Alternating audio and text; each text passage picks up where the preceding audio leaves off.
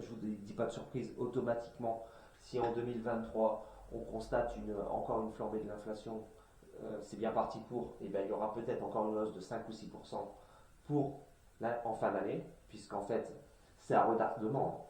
C'est-à-dire que quand vous prenez la taxe, l'inflation qui explose, c'est toujours répercuté en N plus 1 an plus tard. Donc on sait déjà, sans prendre de risque, que la hausse va être de 6%, puisqu'il y a eu 6% d'inflation en 2022, donc attendez-vous en octobre 2023 à avoir 6% de hausse, et idem pour l'année suivante. Et donc cette inflation va continuer, le manque à gagner de la taxe d'habitation va continuer, il va falloir le combler, et pour ajouter tout ça, en 2028, vous allez avoir une hausse entre 15 et 25% de votre taxe foncière. Mais c'est pas fini, puisqu'en fait, toujours en finance, on parle de la magie des intérêts composés. Intérêts composés. Eh bien, c'est comme en bourse, c'est la même chose avec les taxes. Une taxe augmente sur une base, et donc automatiquement, il y a un effet cumulatif des taxes. Si on est sur une base de 100, 6% de 100, ça fait 106. Mais si on augmente encore de 6%, on n'est pas à 112, mais on est un petit peu plus que 112, puisqu'on part d'une base de 106 en N plus 1, etc., etc. Donc c'est phénoménal. C'est ce qui m'invite à dire aussi un autre point, c'est que là je parlais des dépenses, et il y a aussi des dépenses qui vont être énormes, ce sont les dépenses notamment des départements, qui sont pour la plupart du temps endettés, qui ont toutes les dépenses sociales à effectuer. Les dépenses des départements sont importantes. Je vous rappelle que l'agglomération, le département et la région, c'est la moitié de la taxe foncière. Et ces départements, comme ça a été fait par exemple dans le département du Nord il y a quelques années, peuvent très bien décider sur leur quote-part d'augmenter de 20, 30, 40% en une seule année la taxe foncière. Et vous n'aurez rien à dire, c'est comme ça. On ne peut pas agir là-dessus. Autre élément super important à comprendre, n'oubliez pas, c'est de l'immobilier. L'immobilier ne va pas se délocaliser, l'immobilier ne va pas se prendre et aller se mettre à l'étranger. Donc l'État l'a bien compris, on peut le taxer comme on veut puisque les immeubles ne disparaîtront jamais. Et si l'immeuble est cédé, quoi qu'il arrive, il y aura toujours une taxe foncière à payer. L'État l'a bien compris, c'est très pernicieux.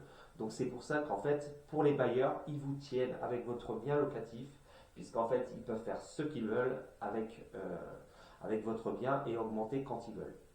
Ce qui fait pour tout cela, à résumer, qu'en moyenne, attention, c'est une moyenne nationale, par rapport au loyer, pour les bailleurs, la taxe foncière représente 2 mois de loyer par an. Par exemple, si vous louez un appartement 500 € par mois, vous devez payer en général 1000 € de taxes foncières par an, 2 mois de loyer. Mais avec toutes ces réformes, sans problème, je peux affirmer qu'au bas mot, aujourd'hui, entre aujourd'hui et 2028-2029, on va passer facilement à 3 mois minimum de loyer qui partent dans la taxe foncière. Et c'est une hypothèse très optimiste pour le bailleur. Donc, moi je trouve que cet investissement locatif ne vaut plus du tout la peine.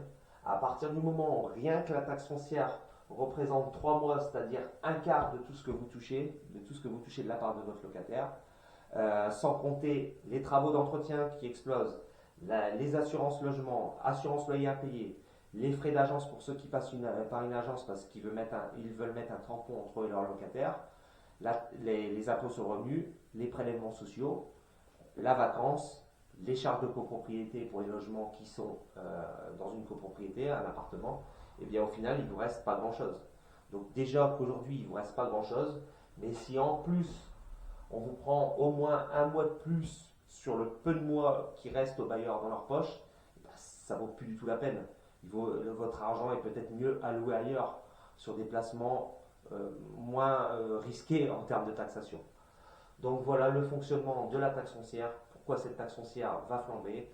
Je vous remercie de votre écoute. À bientôt pour une nouvelle vidéo. Au revoir.